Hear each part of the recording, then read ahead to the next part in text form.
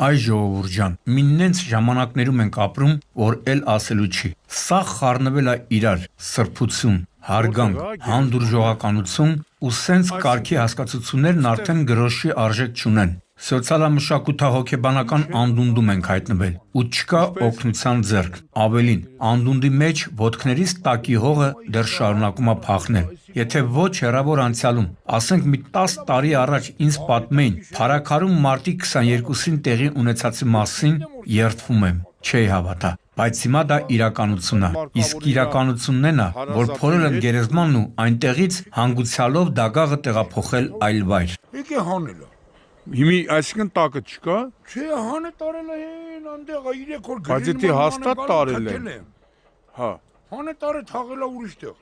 Ծնողներս ասել են հորնմորս կողը չթաղես։ Լսում էի ու չէի հավատում ականջներիս։ Ասում է հանել է դագաղը ու տարել է ուրիշ տեղ։ Հանգուցյալի եղբայրն է խոսացողը, պատմում է տարիներով ձգվող ներընտանեկան վեճի մասին, ինչի հանգուցալուծումը նման կարգի սրբապիղծ ու ստոր արարքով է ավարտվել։ Եվ ուրեմն այս տղամարդը պատմում է, որ տան հետ կապված քրոջ ու եղբոր միջև վեճ է եղել, եւ որ ծնողները իրենց տունը ժառանգել են իրեն ու հանգուցյալ քրոջը։ Եղբայրը քեն է պայել սրտում ու երբ քույրը մահացել է, եկել է սենց կարգի վրեժ ա լուծել։ Լավ, էլ չեմ մտնի մատի ու մատանու արանքը, ասեմ, որ այս տղամարդուց ագին ժամանակ է պահանջվել, մինչև գտել է քրոջ նոր հանգստավայրը։ Բա որ ստեղ բերել այն, թաղել են, էսի ում գերեզմանն է։ Հիմա որտեղ է։ Այս կտոր տեղն է, ես արդեն ցնորված եմ, այդ ինչ տեսել եմ։ Բայց սուր է տեղը։ Այնտեղից բերել տեղափոխել աստը։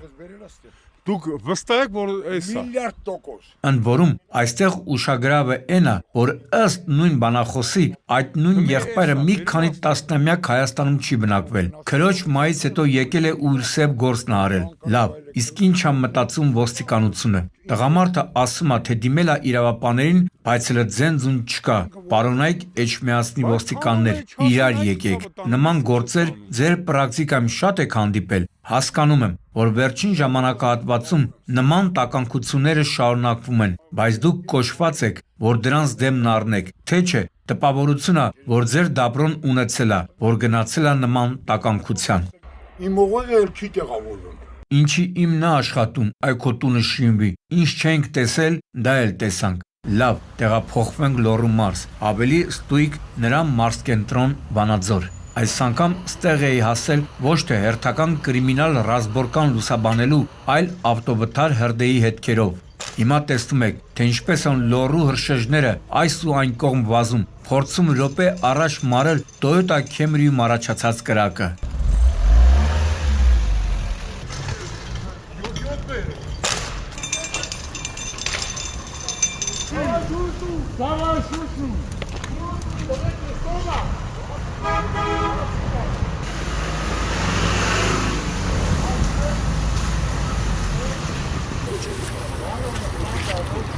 Առաջին հարցը, որ բնականաբար հուզում էր, թե արդյոք ժամը 21:10-ի սահմաններում Կարեն Դեմիրճյան փողոցում ծագած այս հրդեհի ժամանակ մեքենայում մարդ է եղել, ասացին, որ վթարի հետևանքով 2 հոգու տարբեր աստիճանի մարմնական վնասվածքներով տեղափոխել են հիվանդանոց, որոնց կրակի միջից դուրս են բերել քաղաքացիները։ Ստիպված եղա հարցս կրկնել, որովհետև պարզ չէր, թե ով էին այդ 2 հոգին։ Քիչ անց տեղեկացա, որ վիրավորները Toyota-ում գտնված վարորդն ու նրա ուղևորն էին, ամուսիններ, ընդ որում կինը հղի էր։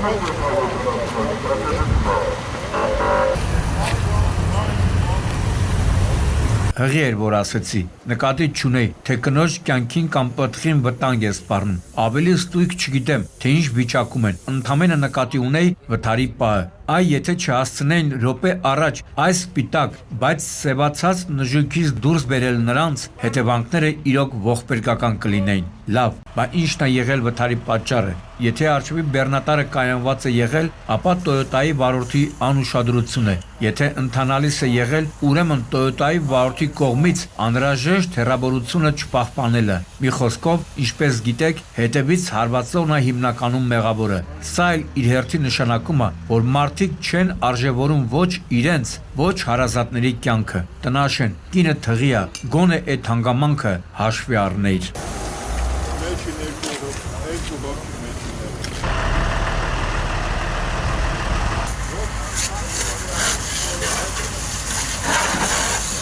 Իսկ հիմա երկու պատմություն, որոնք տրամաբանական լրիվ տարբեր ավարտներ ունեցան։ Իսկ եթե բոլոր վարորդները ականջալուր լինեն մեր հորդոր խնդրանքներին, ողբերգական ելքից հնարավոր կլիներ խուսափել։ Հիմա կասեք, Շամշան, կարճ կդրի, ինչ է եղել։ Ասեմ, անհամբեր հեռուստադիտող, ասեմ, երբևէ երթևեկել եք Չայնիի ոլորաններով, իհարկե երթևեկել եք, տեսել եք չէ, հարևանությամբ հսկայական ձորը, դե հիմա պատկերացրեք, որ օրը ցերեկով ժամը 14:10-ի սահմաններում այս գոզալ ու թանկանոց Մերսեդես ամենագնացը դեպի Սևան ընթանալիս դուրս է գալիս երթևեկելի գոտուց եւ մոտ 100 մետր ապառաշ քարերին բախվելով մի քանի պտույտ շրջվելով հայտնվում ձորում, քարերի վրա։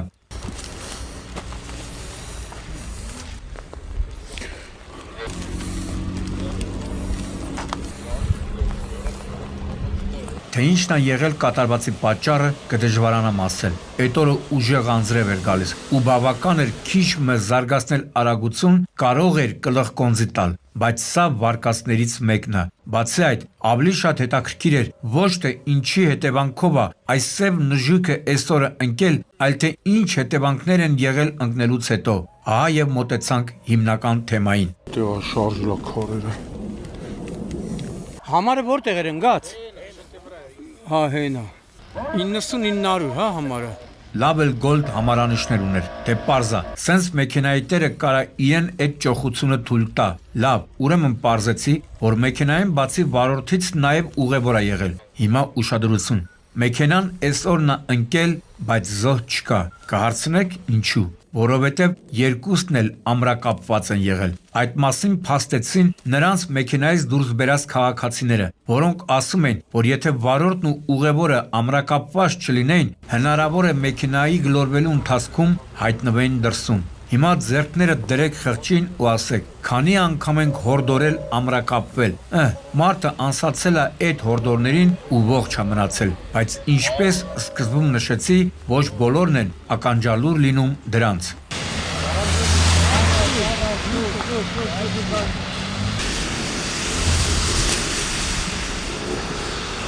Էս էլ ականջալուր չեղածը, էլի ճիշտ նույն վայրում ենք, Չայնիի ոլորաններում, նախորդ դեպքի հետ ընդամենը մի քանի ժամվա տարբերությամբ։ Միակ տարբերություն այն է, որ մեքենան ոչ թե թանկարժեք Մերսեդես է, այլ համեստ Volkswagen Passat է։ Ու մեկ էլ, որ այս դեպքը տեղի է ունեցել առավոտ կանուխ 7:50-ի սահմաններում։ Եվս մի տարբերություն կա նախորդ դեպքի հետ, ու ամենակարևոր տարբերությունը, բայց այդ մասին քիչ անց։ Քանի մետր գնացած կլինի։ Իրոք, լրիվ դեժավյու զգացողությունը, պրոստը մեքենաների մակնիշներն են տարբեր, նախորդ վարորդի նման այս Volkswagen-ի վարորդ 36-ամյա գորն էլ էր Սևանի ուղղությամբ ընթանում, բայց դուրս է գալիս երթևեկելի գոտուց ու մոտ 70 մետր գլորվելով բախվել քարերին եւ հայտնվել ձորում, սակայն եթե Մերսեդեսի վարորդը ողջ էր մնացել, ապա գորի մարմինը պարեկները հայտնաբերել են մեքենայից մոտ 50 մետր հեռավորության վրա, էլ կարիք կա ասելու, որ եթե գորը ամրակապված լիներ, հնարավոր է հիմա ողջ լիներ, առավել եւս, որ ըստ մասնագետի վարորդի նստատեղի հատվածն այդքան էլ վնասված չէր, հենց այս էական տարբերության մասին է խոսում։ Տես որ ամրակապված լիներ, այս սրա համար ենք ասում։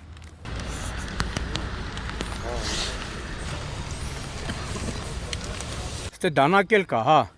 Ժողովուրդ ջան, արդեն չգիտեմ էլ, թե ինչպես ասենք, ինչ ցուցադրենք, որ հասկանանք, այն անտեր գոտիները ձևի համար չեն, դրանք ձեր մասին մտածելով են տեղադրել մեքենաներում, բայց դե դուք շարունակում եք կարծել, թե փորձանքը ձեզ շրջանցելու է, շարունակեք այդպես մտածել ու գուցե մյուս տեսանյութերից մեկում դուք դառնաք հերոսը, չենք կռում, այլ սպառնում ենք, տեսնում ենք, որ հորդոր խնդրանքները որոշ վարորդների մոտ տեղ չեն հասնում, անցել ենք սպառնալիքների, ձեր իսկ մասին մտածելով։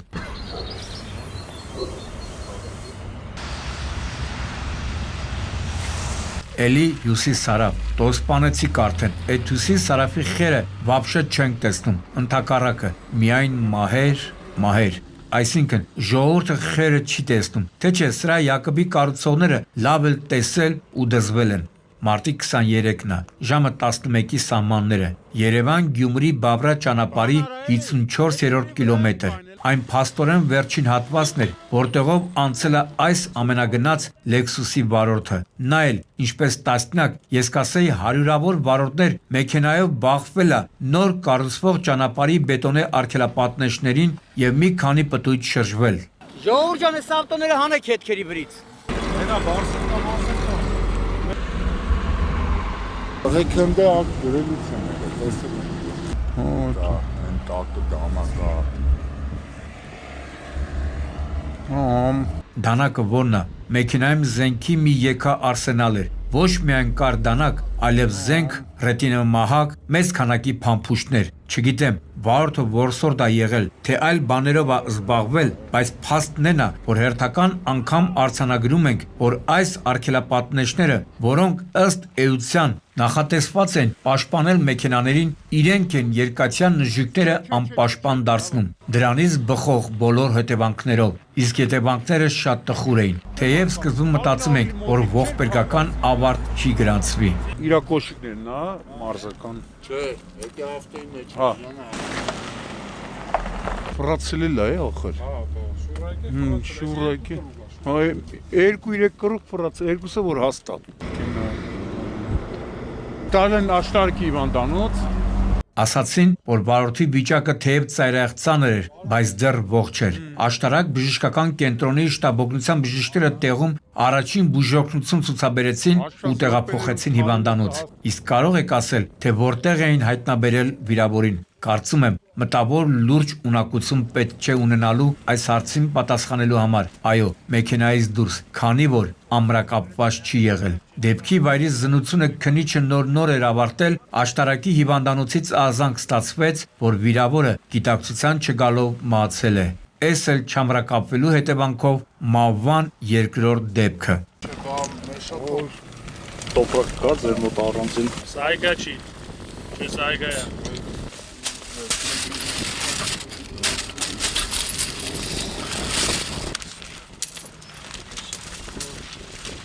Ես չեմ հասկանում, այս կռազների, զիլերի, ուազների, գազերի, պազերի ու նման այլ երևույթների վերջ կա, թե ոչ։ Այն մարդ, արտադրությունից մեկ դար անց դեռ սրանք շահագործվում են։ Հա, հասկացանք, լավ ժեշտ ունեն, բայց միայն ժեշտով չի այս անտերը սկսվում ու ավարտվում։ Կեսգիշերից 5 րոպե էր անցել, երբ ազանք ստացա, թե Շամշան հնարավորինս արագ հասի Երևան-Մեղրի ճանապարհի 73-րդ կիլոմետր։ Ստեղ նոր Շկոդան ու Գազ 5310-ը իրար բախվեցին։ Դեմի բաներն էլ ա կոտրը։ Կողի։ Անվահեցան էլ ստում եմ։ Ժողովուրդների արյան հետքերն է։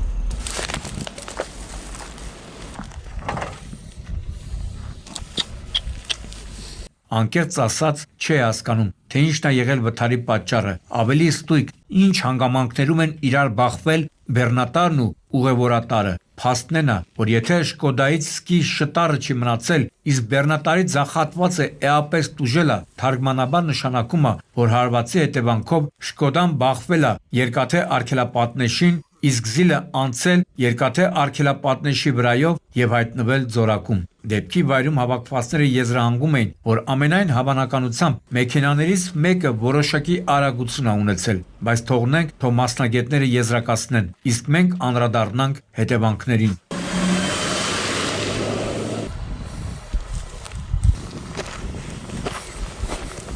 Ասացին, որ վիրավորներին առաջինը օգնության են ասել քաղաքացիները եւ Արարատի փրկարարները։ Շտաբօգնության բժիշկների հերթապահ խումբն էլ մինչև հիվանդանոց տեղափոխելը երկու վիրավորի տեղում առաջին բուժօգնությունն է ցուցաբերել։ Մի հոգու այդ բուժօգնությունը պետք չի եղել, քանի որ մինչև բժիշկների հասնելը նրան մահացած են գտել։ Սա էլ գիշերային երթևեկի խերը։